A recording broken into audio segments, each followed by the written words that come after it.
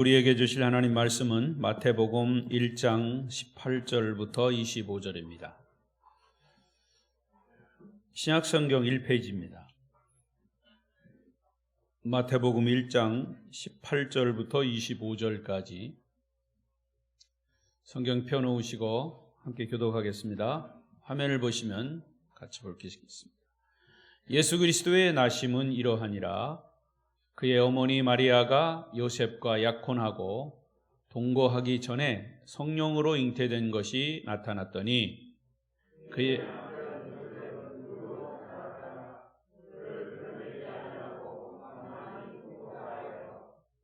이 일을 생각할 때에 주의 사자가 현몽하여 이르되 다윗의 자손 요셉아 내 아내 마리아 데려오기를 무서워하지 말라. 그에게 잉태된 자는 성령으로 된 것이라.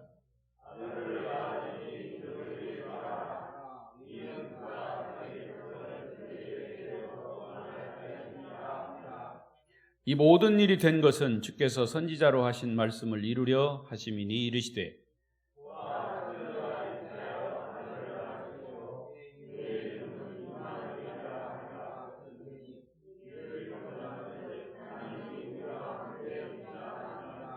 요셉이 잠에서 깨어 일어나 주의 사자의 분부대로 행하여 그의 아내를 데려왔으나 아들을 낳기까지 동침하지 아니하더니 나음에 이름을 예수라 하니라. 아멘.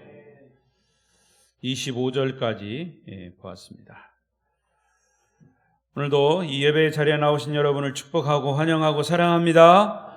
옆 사람과도 인사하십시다. 오늘 또 만나서 반갑습니다. 잘 오셨습니다. 은혜 많이 받으세요.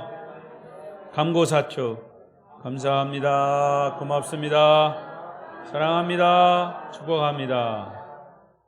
한 가지 더 하십시다. 즐거운 성탄입니다.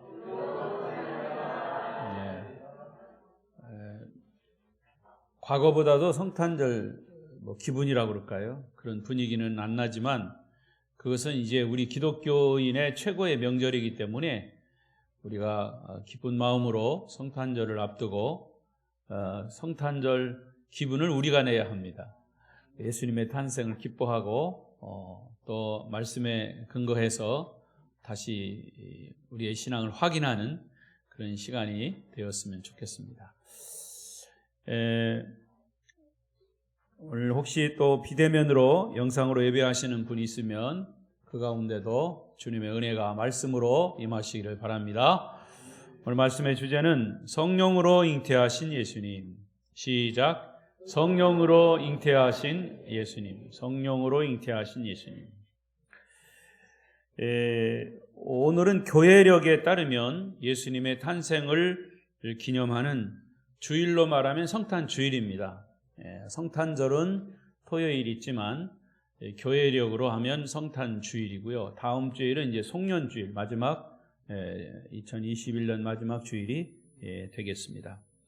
그래서 성탄절을 엿새 앞두고 12월은 대강절이죠. 대림절 혹은 대강절. 예수님을 기다린다라고 하는 것이 대강, 예수님의 강림을 기다린다. 또 대강절, 대림절. 그래서 유대력으로 이제 12월은 대강절, 대림절인데,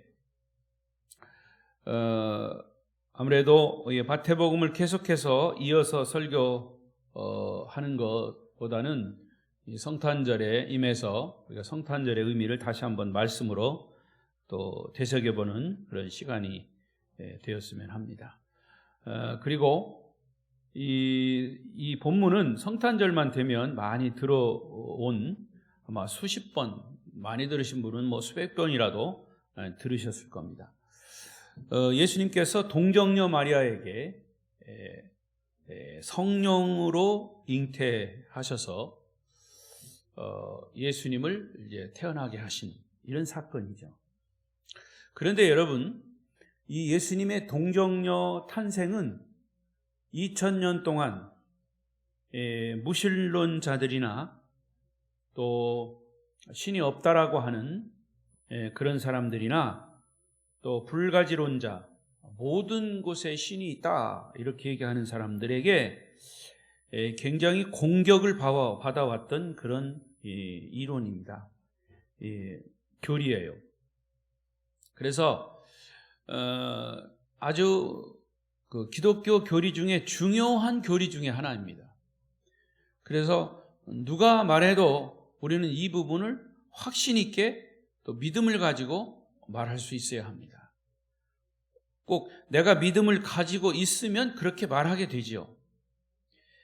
예수의 동정녀 탄생, 성령의 잉태, 이것은 불변의 진리입니다. 그리고 그 어느 종교에도 없는 그런 엄청난 신비로운 사건이에요. 하나님의 사건이죠. 이 예수님의 동정녀 탄생과 성령의 잉태가 인간의 이성, 어떤 지성, 지식, 또 자연, 과학, 뭐 이런 것을 가지고 얘기한다면 사실은 맞지 않죠. 그러니까 그걸 가지고 그런 근거로 기독교를 공격하고 이 교리를 공격합니다. 더욱이 우리는 어려서부터 학교에 가서 무엇을 배워왔냐면 진화론을 배워왔어요. 인간은 원숭이로부터 이렇게 진화되어 지금까지 존재했다. 모든 것이 인류가 그렇게 진화되었다. 그러니까 진화론을 배워왔기 때문에 진화론적 사고가 우리 속에 가득해 있습니다. 더욱이 과학의 영향을 받은 사람들이 하나님의 존재, 더욱이 예수의 동정녀 탄생, 이것을 철저히 부인하죠. 그래서 인간을 하나님의 자리에 대신 놓습니다. 그래서 인간이 하나님의 역할을 하죠. 때로는 요즘은 이제 과학이 하나님의 역할을 하고, 또 인본주의를 예수 그리스도의 십자가와 구속의 자리로 대신 대처합니다. 심리학을 가지고 성령의 이런 자리로 또 이렇게 대체합니다. 체면수를 가지고 종교의 체험과 비슷하게 설명을 합니다. 그래서 그런 이제 그 지식을 가지고 지성인들이 기독교를 계속 공격하는 거죠. 그 중에 가장 중요한 교리 중에 하나가 예수님의 동정녀 탄생이에요. 또 이런 이론들이 계속 많이 이렇게 도전되어 왔기 때문에 어떤 믿음, 기독교 신앙에 깊이 들어오려고 하는 사람도 그런 이론을 들으면 자꾸 부딪히게 되니까 중간에서 이게 방황을 하는 그런 사람들도 많이 볼 수 있습니다. 자, 그러면 왜 예수 그리스도의 동정녀 탄생과 성령의 잉태가 우리 인류를 구원하는데 그처럼 중요한 역할을 하는가? 여러분 많이 들어왔기 때문에 잘 알고 있는 얘기인데 다시 한번 확인하는 거예요. 자, 예수님의 동정녀 탄생과 성령의 잉태가 왜 중요하냐? 첫 번째는 예수님은 하나님이십니다. 믿습니까? 예수님은 하나님이신 동시에 하나님의 아들이시에요. 하나님이시에요.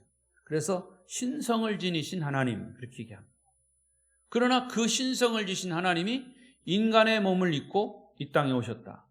인카네이션, 성육신 하셨다. 거룩한 분이 육신을 입으셨다. 성육신.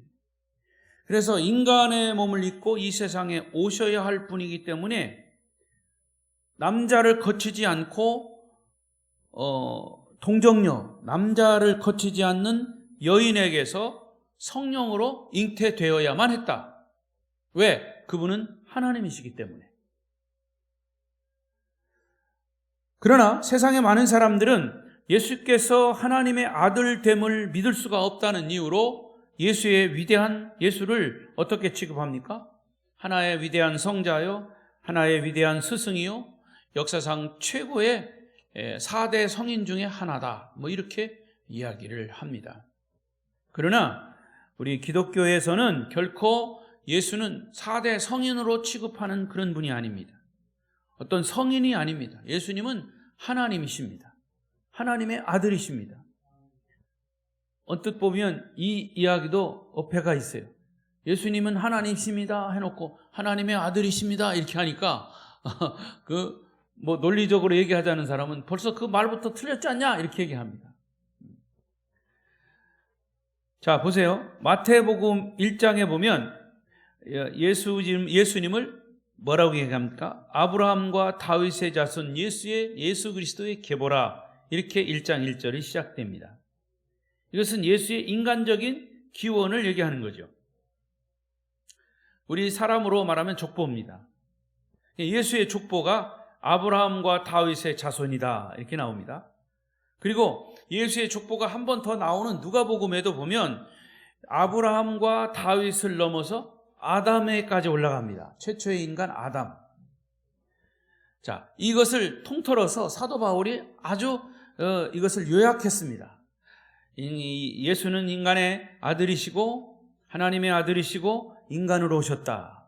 자, 보십시다. 로마서 1장 3절 4절 읽겠습니다. 시작. 그의 아들에 관하여는 말하면 육신으로는 다윗의 혈통에서 나셨고 성결의 영으로는 죽은 자들 가운데에서 부활하사 능력으로 하나님의 아들로 선포되셨으니 곧 우리 주 예수 그리스도라. 할렐루야.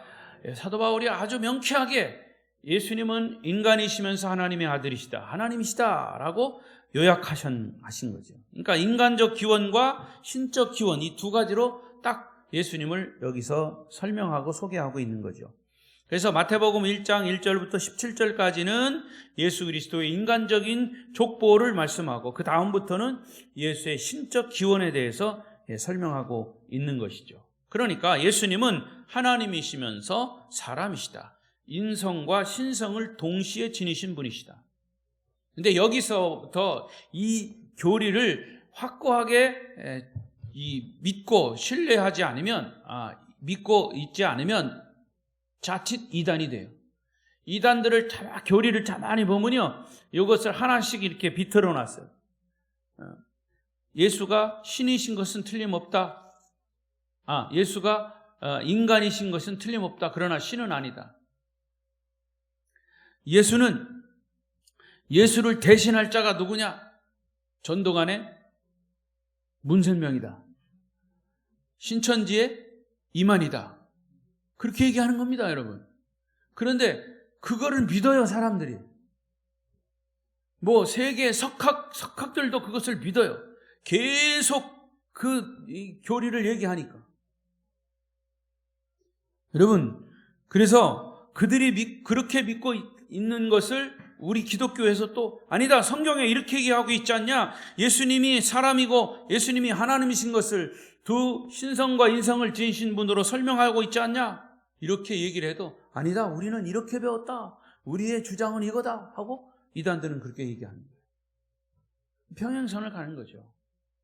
여러분, 사람이 하나에 딱 꽂히면 거기에 이 세뇌되면 그냥 그것을 진리로 믿는 거예요.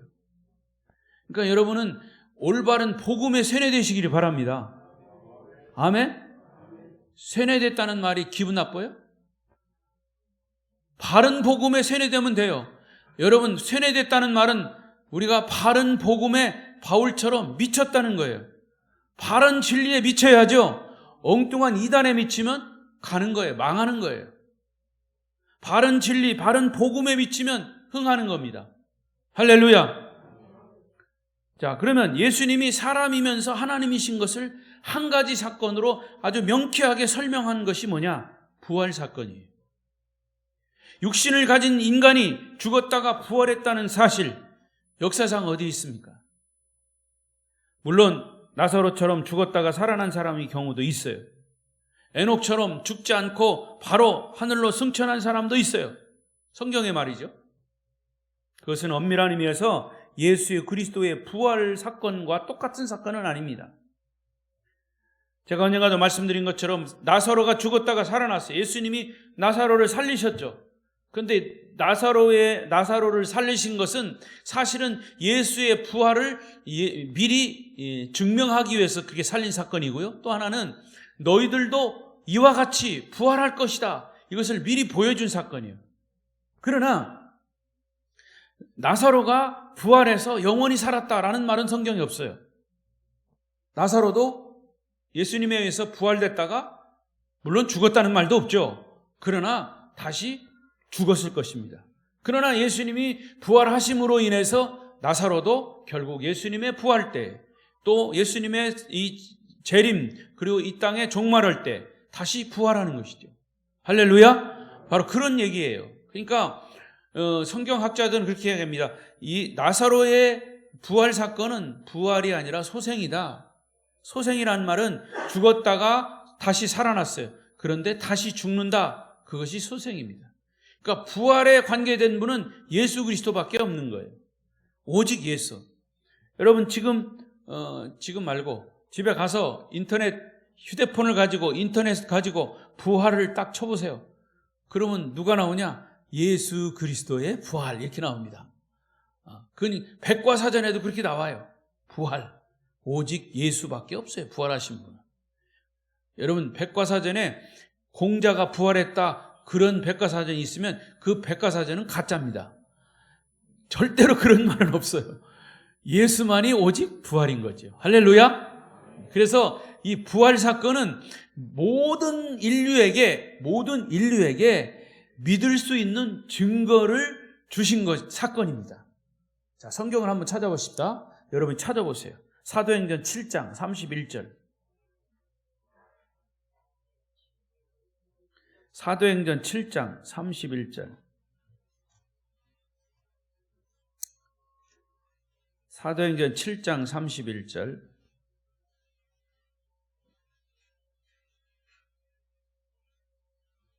미안합니다. 17장입니다. 17장. 페이지로 218쪽 신약성경 사도행전 17장 31절 찾으셨습니까? 예, 아직도 구약에 가서 찾는 분은 없겠죠? 218쪽 시작. 이는 정하신 사람으로 하여금 천하를 공의로 심판할 날을 작정하시고 이에 그를 죽은 자 가운데서 다시 살리신 것으로 모든 사람에게 믿을 만한 증거를 주셨음이니라 하니라. 할렐루야. 여러분 이 말씀은 굉장히 중요한 말씀이에요. 제가 누누이 여러 번 얘기해서 여러분들 아실 겁니다. 이게 이 사도 바울이 지금 설교한 내용인데, 자, 이는 정하신 사람으로 하여금 천하를 공의로 심판할 날을 작정하시고, 재림을 얘기하는 겁니다. 이에 예수를 죽은 자 가운데서 살리신 것으로, 예수님이 죽은 자 가운데 살렸어요. 그게 뭐예요? 부활입니다. 이 부활은 모든 사람에게, 모든 인류에게, 모든 사람에게 믿을 만한, 예수를 믿을 만한 증거를 주셨습니다. 할렐루야. 여러분, 그래서 예수를, 자, 이제 저를 보시고, 예수를 너 예수를 왜 믿어? 이렇게 물으면 나 구원받으려고 믿어. 묻는 사람이 잘 이해를 못하더라도 구원받으려고 믿어. 그러면 그 구원의 증거가 뭐냐? 이렇게 물을 수도 있어요. 그럴 때 우리는 뭐라고 대답해야 돼요? 부활이라고 대답해요.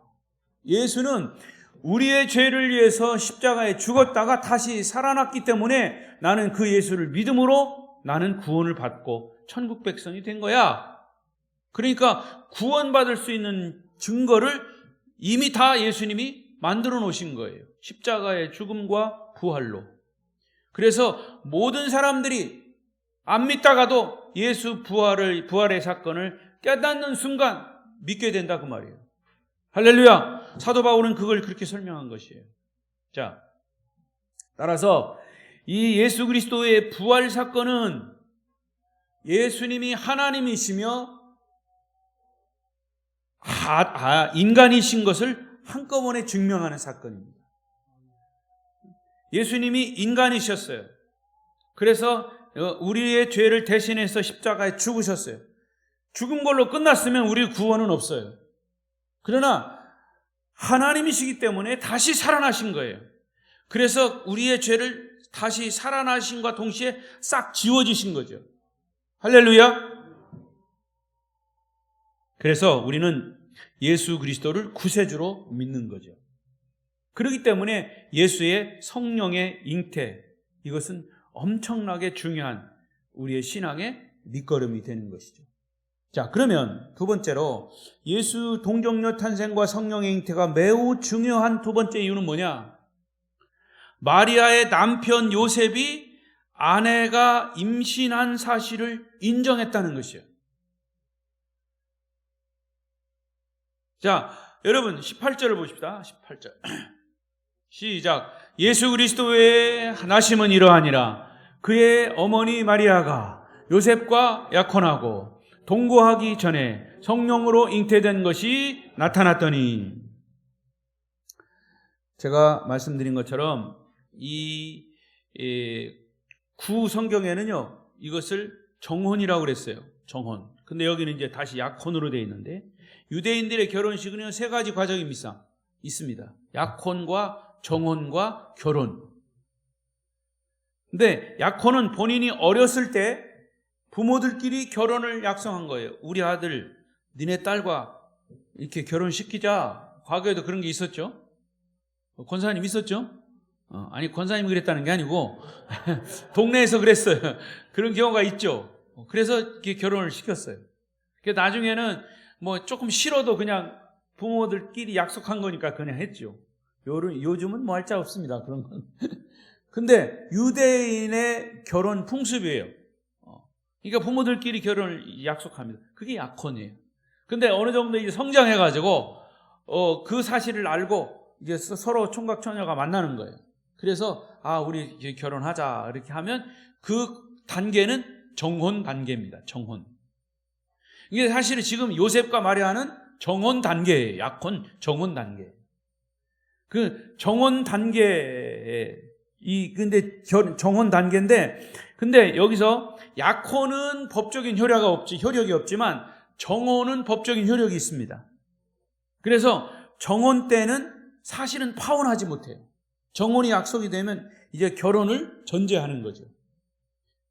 만약에 이 정혼을 파혼하면 이 법적인 그런 어떤 그 시비가 될 수 있는 거죠. 그래서 정혼을 하면 결혼과 같이 구약 율법에 이 제약을 받는 거죠. 그래서 세 번째 과정인 결혼은 정혼 기간이 끝날 때 이 정혼의 결과로 이제 결혼 예식을 하는 거죠. 이게 유대인의 결혼 풍습입니다. 그러니까 요셉과 마리아도 정혼한 사이예요. 근데 정혼은 했지만 아직 결혼은 안 했어요. 그러니까 정혼은 한 건 결혼을 약속하고 이제 그 약속한 것이 결혼식만 남은 거죠. 그렇다고 요즘 젊은 사람들처럼 아직 결혼식도 안 했는데 그냥 같이 동거하는 건 아니라는 거죠. 그러니까 마리아와 지금 요셉은 아직 동거한 입장은 아니에요. 그런데 덜컥 마리아가 임신을 했단 말이죠. 아직 결혼을 하기 전인데 임신을 한 것은, 이것은 율법을 어긴 겁니다. 여러분, 율법을 어기면 그 당시에는요, 신명기 22장 21절 24절에 보면 사람에 의해서 돌에 맞아 죽어도 괜찮아요. 부정을 저지른 여인이기 때문에. 그러니까 자기와 결혼할 여자가 어느 날 임신을 하고 나타났는데 가만히 있을 남자가 어디 있습니까? 얼마나 황당한 일이겠어요. 자, 그런 상황에서 자, 이 19절 20절을 보십시다. 19절 20절 시작. 그의 남편 요셉은 의로운 사람이라 그를 드러내지 아니하고 가만히 끊고자 하여 이 일을 생각할 때에, 거기까지. 이런 배경에서 보았을 때 한 여자의 남편으로서의 요셉, 이 성숙한 인격이 예수 그리스도의 동정녀 탄생을 도왔다는 거예요. 여러분, 만약에 여기서 요셉이 파혼을 했다든가 뭐 이런 했다면 아마 어떤 사건이 벌어졌을까요? 아마 성경에 기록되지도 않고 아마 예수님이 마리아를 선택하지도 않았을 것이다. 뭐 그런 데까지 추측할 수 있지만 중요한 것은 여기서 마리아의 동정녀 잉태가 요셉이 인정함으로 그것이 성립이 됐다는 사실이죠. 그러니까 요셉은 마리아를 굉장히 사랑한 사람이에요. 결혼을 전제하고 사랑한 사람이에요.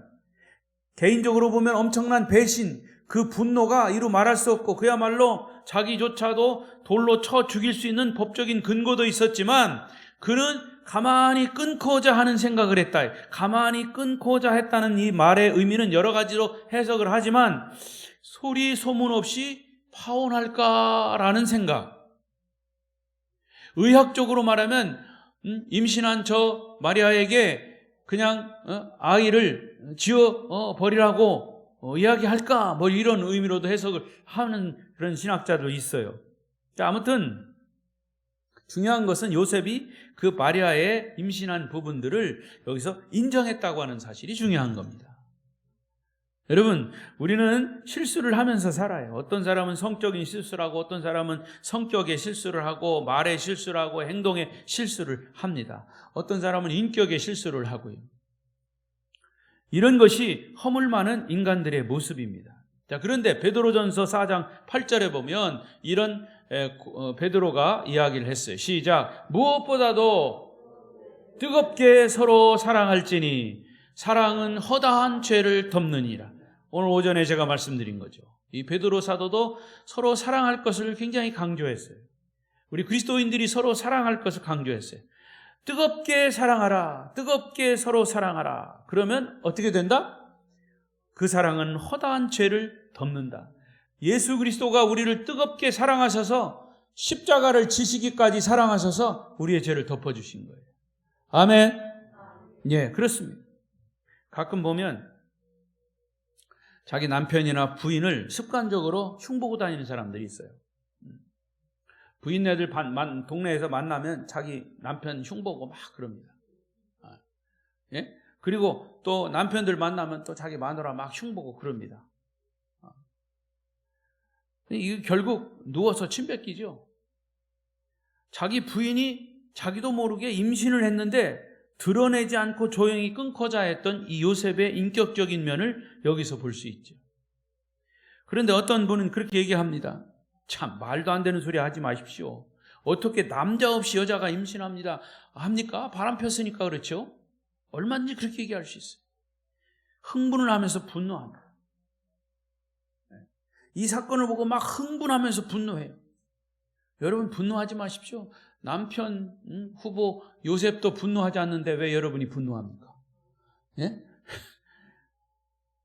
이런 사실이 소문나면 엄청난 파장이 일어날 것이 분명해요. 그래서 요셉은 가정을 평화롭게 하기 위해서 고민하는 거죠. 문장을 잘 살펴보십시오. 요셉은 이 일을 드러내지 아니하고 가만히 끊고자 하여 이 일을 생각했다 그랬어요. 드러내지 아니하고 가만히 끊고자 했다. 여기에 중요한 메시지가 있습니다. 가만히 끊을 것인가 말 것인가, 결혼을 할 것인가 말 것인가 생각하고 또 고민하고 또 고민했다는 거예요. 여러분, 어떤 사건이 일어났을 때 여러분 함부로 말하지 마십시오. 교회 안에서도 어떤 일이 일어났을 때 좋은 일이 일어났으면 서로 박수하고 칭찬해 주세요. 그러나 어떤 좋지 않은 일이 일어났을 때 함부로 말하지 말라는 거죠. 소문 듣고 말하지 말라는 거죠. 예? 여러분이 말하고 싶은 거 그냥 뱉어내지 말라 그 말이에요. 요즘은 이 휴대폰이 있어가지고 이 SNS가 있어가지고 그냥 뭐 별말을 다 해. 그리고 자기가 그런 말을 하지 않을 사람인데도 그런 데서 보고서 그걸 가지고 인용해가지고 말하는 사람들 많아요. 그렇게 함부로 말하는 거 아니라는 거지. 왜? 그런 말 때문에 교회에서 말썽이 생기고 문제가 생기고 사탄이 역사하는 거예요. 그러니까 말을 해도 한번 걸러야 된다는 거죠. 여기 요셉처럼 생각하고 고민하고 또 고민하고 또 생각하고, 오늘 설교가 짧으니까 좀 길게 해야 되겠어요. 이것만. 생각하고 고민하고 또 생각하고. 여러분, 그래서 생각하고 말을 걸러가지고 내가 꼭 필요한 말만, 그게 진실된 말인가, 아니면 내가 할 말인가 안 할 말인가, 이거 해야 된다는 거죠. 만약에 요셉이 생각하고 고민하고 하지 않았다면 인류의 구원은 어떻게 됐을까? 네? 여러분, 무슨 일이든 내 판단, 내 생각으로 결론 내리지 말고 섣불리 행동하지 말라 그 말이에요. 섣불리 말하지 말라는 거죠. 여러분이 그렇게 결정할 수밖에 없는 상황이라도 우리 그리스도인들은 한 번 더 생각하고 한 번 더 묵상하고 한 번 더 기도하고 말해야 됩니다. 할렐루야. 사람의 머리로 이해할 수 없는 사건 속에는 하나님의 또 다른 섭리가 있음을 보아야 합니다. 그래서 생각하고 또 신중해야 한다는 얘기죠. 우리들의 신앙생활을 돌이켜보면 너무 속단하고 쉽게 판단함으로 일을 그르치는 경우가 많아요. 저 역시도 그랬어요. 제가 과거에는 성격이 너무 급했어요. 그래서 막 불같았습니다. 나중에 우리 집사람한테 물어봐요. 그런 거 하는 거라고. 근데 지금은 하나님이 목회하면서 많이 막 다듬으셨어요. 그래서 말한 거 실수도 하고 막 그랬는데 그런 걸 자꾸 이렇게 되씹게. 그러니까 여러분, 우리가 공동체 생활 속에 특히 그리스도인들이 함께 모여서 이렇게 생활할 때 말 한마디 잘못했다가 그게 큰 시험거리가 되고 상처가 되고 하는 경우가 많아요. 그러니까 내가 상처 받은 것만 생각하지 말고 내가 말 한마디 때문에 상처 주는 것을 생각해야 된다. 우리들의 신앙생활을 다시 돌이켜보면서 너무 속단하고 쉽게 판단하고 일을 그르치는 그런 어리석음을 범치 말아야 할 것입니다. 교회에 한두 번 와보고 어떻게 교회를 다 할 수 있습니까? 성경을 귀동냥으로 눈동냥으로 몇 번 듣고 보았다고 어떻게 성경을 다 안다고 말할 수 있습니까? 인생사에서 일어나고 있는 수많은 모순들, 이해할 수 없는 일들을 여러분이 어찌 다 안다고 속단할 수 있습니까? 내가 이해하지 못하는 부분은 하나님께 기회를 드리십시오. 따라하십시다. 내가 이해하지 못하는 부분은 하나님께 기회를 드리자. 굉장히 중요한 얘기입니다. 이 말을 뒤집어서 말하면 내가 이해하지 못해도 하나님이 나에게 지혜를 주시면 그것을 이해할 수 있게 되는 거예요. 특히 신앙은 그렇습니다. 하나님은 더 놀라운 계획을 우리가 알 수 없는 사건을 통해서 이루어 가시기 때문이죠. 자, 이 동정녀 마리아가 아직도 남자와 어떤 육체적인 관계를 갖지 않았는데도 임신을 했다. 이 사건은 하나님의 사건이에요. 하나님의 계획이에요. 그러니까 내가 그것이 이해되지 않는다 할지라도 한 번 더 기억하고 한 번 더 생각하고 한 번 더 묵상하는 것, 이게 요셉의 인격입니다. 그렇기 때문에 바로 요셉이 자기 아내 임신한 것을 그대로 인정했다는 것이죠. 여기에서 인류 구원이 또 시작이 된 거죠. 여러분, 여기에 하나님의 반전이 일어난 것입니다. 20절에 보면 요셉이 생각하고 고민하고 있을 때 천사가 말합니다. 자, 보십시다. 20절 시작. 이 일을 생각할 때에 주의 사자가 현몽하여 이르되 다윗의 자손 요셉아, 내 아내 마리아 데려오기를 무서워하지 말라. 그에게 잉태된 자는 성령으로 된 것이라. 할렐루야. 여러분, 요셉이 생각하지 않고 고민하지 않고 임신한 사실을 즉시 알고 쫓아가가지고 머리탱이를 끄집어내서 막 이렇게 난리를 쳤다 봐요. 천사가 요셉에게 나타나기 전에 이 사건이 벌어졌으면 그 사건은 끝나는 거예요. 물론 그러면 성경에 기록되지 않았겠죠. 왜 생각하고 왜 또 기도하고 왜 묵상해야 되느냐? 이런 하나님의 계시가 있기 때문입니다. 어떤 사람을 통해서, 사건을 통해서, 때로는 우리가 설교 메시지를 들음을 통해서 하나님이 우리에게 메시지를 주신다 이거죠. 천사를 통해서 요셉에게 말씀을 해 주신 것처럼. 자, 이런 음성이 깊은 회의와 갈등 속에 빠져 있는 요셉에게 들린 겁니다. 한편으로 생각하면 야속합니다. 왜? 기왕 이렇게 말씀하실 바에야 조금 일찍 임신하기 전에 요셉아 이제 내 아내가 임신할 테니까 걱정하지 마라 이렇게 말씀했으면 얼마나 좋을까. 그러나 그건 우리의 생각이지요. 하나님의 계획은 여러분의 생각과 동이서에서 먼 것처럼 먼 거예요. 하나님은 우리가 믿음에 따른 행동할 때까지 기다리시기 때문이죠. 믿음에 따른 행동을 할 때까지 기다리신다 그 말이에요. 아브라함에게 이삭을 바치라고 하실 때도 양을 미리 다 준비해 놓았다고 미리 말씀하셨으면 아브라함이 믿음의 조상이 아닐 겁니다. 그의 믿음을 보신 거예요. 여리고성이 무너질 때도 한두 번쯤은 한두 바퀴 돌면 구름이 끼고 5번쯤 돌면 천둥 소리가 나고 그래야 어떤 신바람이 나서 하나님 말씀에 순종할 것이 아닌가. 하지만 그것은 우리의 생각이지요. 6바퀴를 돌 때까지도 아무런 기척이 일어나지 않았습니다. 그것은 뭐냐? 우리의 믿음을 보신 거예요. 하나님은 우리가 믿음에 따른 온전한 행동을 할 때까지 기다리십니다. 여러분, 그때, 바로 그때는 여러분의 믿음과 분명히 관계가 있는 것이죠. 당장 어려운 문제가 해결되지 않고 모든 일이 이루어지지 않더라도 여러분, 하나님의 계획이, 하나님의 시간표가 적절한 타이밍에 하나님이 이루실 것을 믿으시기 바랍니다. 나중에 돌이켜보면 모든 것이 다 하나님의 은혜였다고 우리가 고백하고 간증하게 되는 것이죠. 그렇게 성령으로 잉태하신 예수 그리스도를 우리는 구세주로 믿는 것입니다. 마지막 세 번째로 예수님의 동정녀 탄생과 성령의 잉태가 왜 중요하냐? 이것은 죄인은 죄인을 구원할 수 없다는 사실 때문이에요. 죄인은 죄인을 구원할 수 없어요. 여러분, 만일 남자로 인해서 예수가 잉태되었다면 그 예수도 역시 인간이에요. 아니, 죄인이에요. 이 세상의 모든 인간은 다 아담의 후예인 죄인으로 태어나는 거예요. 남자에 의해서 태어나요. 이미 아담의 죄 때문에 우리는 태어나면서 죄인이 된 겁니다. 소크라테스, 석가모니, 공자가 아무리 훌륭해도 그들은 인간의 육신을 입고 태어난 죄인들이기 때문에 우리의 죄를 구원할 수 없어요. 용서할 수 없어요. 로마서 3장 23절을 보십시다. 시작. 모든 사람이 죄를 범하였음에 하나님의 영광에 이르지 못하더니 모든 사람이 죄를 범하였어요. 여러분, 죄인은 절대로 죄인을 구원할 수 없어요. 사람의 죄를 용서할 수 있는 분은 죄가 없는 의인이어야만 합니다. 그래서 베드로전서 2장 22절 23절에 예수님을 이렇게 설명했어요.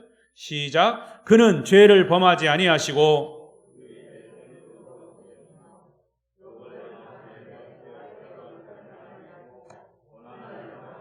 위협하지 아니하시고 오직 공의로 심판하시는 이에게 부탁하시며 거기까지인가요? 여러분, 예수님이 성령으로 잉태되었다는 말은 곧 하나님 자신이 인간의 몸을 입고 성육신 하신 것이다 라는 뜻이죠. 예수님이 하나님이라는 사실을 믿어진다면 예수님이 하신 모든 일도 다 믿어지는 거예요. 예수님이 하나님이라는 사실이 믿어지지 않으면 예수님이 복음서에서 행하신 모든 일이 믿어지지 않는 거예요. 무리를 걸었다든지 폭풍을 잔잔케 했다든지 귀신을 쫓는 안전뱅이 일으키고 죽은 자를 살리셨다는 이런 엄청난 사건들이 예수가 하나님이라는 사실을 모르면 안 믿어지면 안 믿어지는 거예요. 이런 사건들조차도.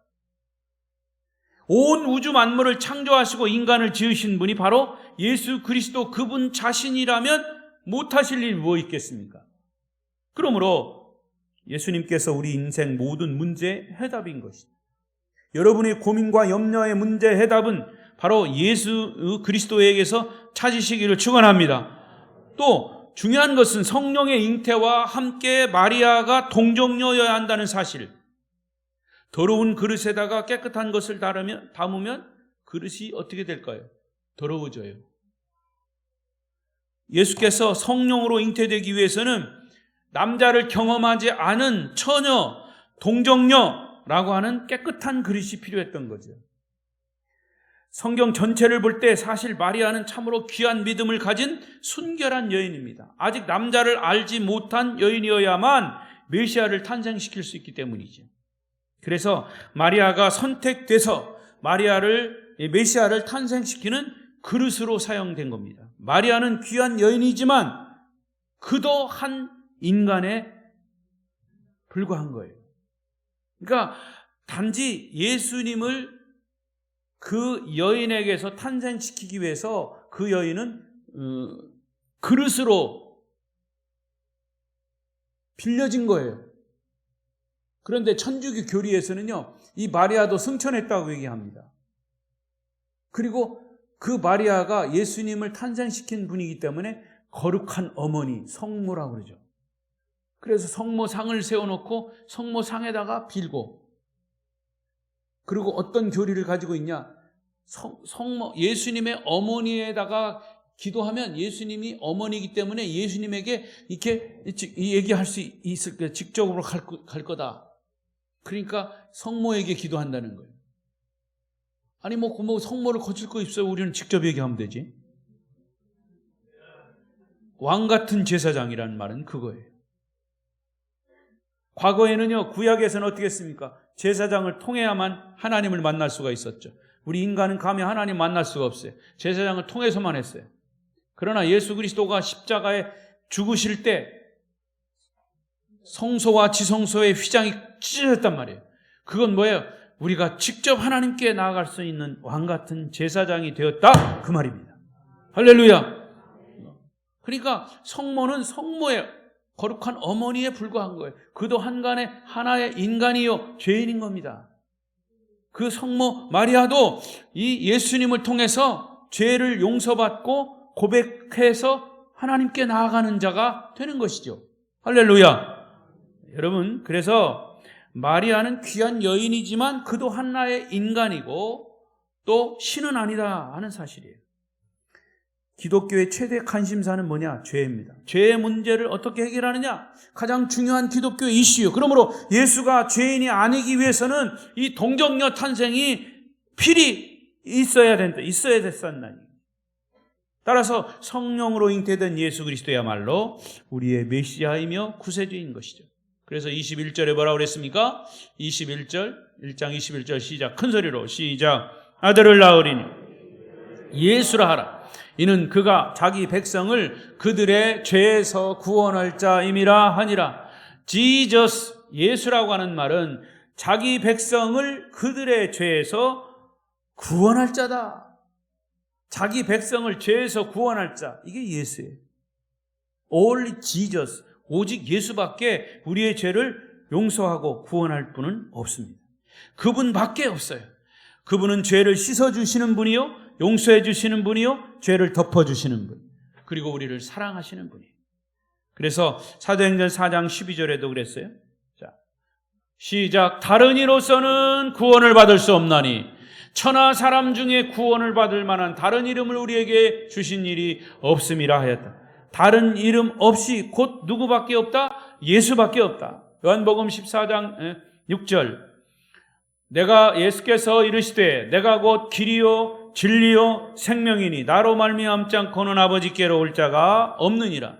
성도 여러분, 예수는 우리의 구원자이실 뿐만 아니라 지금도 우리와 함께 계시는 임마누엘의 하나님이심을 믿습니다. 그래서 본문 22절에 또 이렇게 말씀했어요. 22절 없어? 22절, 본문 22절. 이 모든 일이 된 것은 주께서 선지자로, 시작. 이 모든 일이 된 것은 주께서 선지자로 하신 말씀을 이루려 하심이니. 이르시되, 여러분, 보라 처녀가 잉태하여 아들을 낳을 것이요 그 이름을 임마누엘에 하리라 하셨으니 이를 번역한즉 하나님이 우리와 함께 계시다 하며. 여기 보세요. 이 말씀은요, 어디를 인용한 것이냐면 이사야서 7장 14절을 인용한 것입니다. 자, 보라 처녀가 잉태하여 아들을 낳을 것이요 그 이름을 임마누엘이라 하리라 하셨은즉 이를 번역한즉 하나님이 우리와 함께 계시다 함이라. 이 부분은 이사야 선지자, 예수님이 태어나시기 전 600~700년 전에 이사야 선지자를 통해서 미리 예언한 말씀이다 그 말이에요. 그래서 22절에 이 모든 일이 된 것은, 마리아의 동정녀 탄생은 주께서 선지자 이사야를 통해서 하신 말씀을 어떻게 했다? 이루려 하심이라. 할렐루야. 얼마나 명쾌합니까 여러분. 성경은 성경에서 풀어내는 거예요. 구약은 신약을 보고, 신약은 구약을 보고 풀어내는 거예요. 성경을 여러분의 지식으로, 과학으로 풀어내는 게 아니에요. 성경은 성경, 하나님의 말씀으로 하나님이 푸시는 거예요. 여러분, 부모가 자식이 없고, 부모가 없는 자식 없고, 이 남편이나 아내가 없다고 우리가 결코 외로워할 것 없어요. 여기 분명히 주님이 우리와 함께 계시다. 하나님이 우리와 함께 계시다. 예수 그리스도의 탄생은 예수 그리스도 자체가 임마누엘이에요. 하나님이 지금도 우리와 함께 계시는 거예요. 무엇이 외롭습니까? 무엇이 걱정스럽습니까?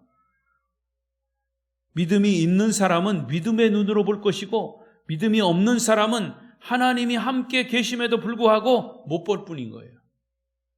예수 그리스도는 하나님이시요 성령으로 동정녀에게 잉태한 우리의 구원자이실 뿐만 아니라 우리와 함께 계시는 분이심을 믿으시기 바랍니다. 그래서 바울은 마태는 본문 24절 25절에 그렇게 얘기했어요.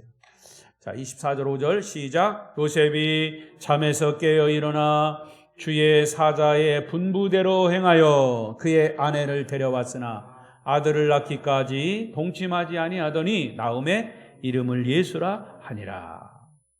이게 오늘 말씀의 결론이죠.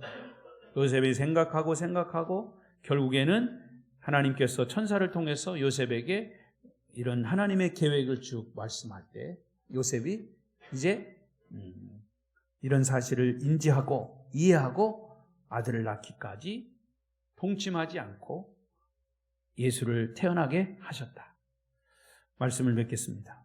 요셉과 마리아는 정말 순종하는 사람들이에요. 그렇기 때문에 그들은 성경에 기록된 위인이 됐고, 또 요셉도 인격이, 또 마리아는 동정녀로서 예수님의 메시아 탄생을 이루는 하나의 큰 도구가 쓰임받는 그릇이 되었던 거죠. 그들의 순종을 통해서 예수 그리스도가 우리의 구원자가 되신 겁니다. 순종을 통해서 예수는 여러분의 임마누엘의 주님이 되신 겁니다. 순종을 통해서 여러분의 구원이 확실해졌습니다. 그러나 우리에게 주시는 이제 숙제는 우리도 주님의 말씀에 믿음을 가지고 순종할 때 이런 놀라운 하나님의 그릇으로 쓰임받게 될 줄로 믿습니다. 즐거운 성탄절기에 임마누엘의 주님이 여러분과 함께 하시기를 축원합니다. 기도하십시다.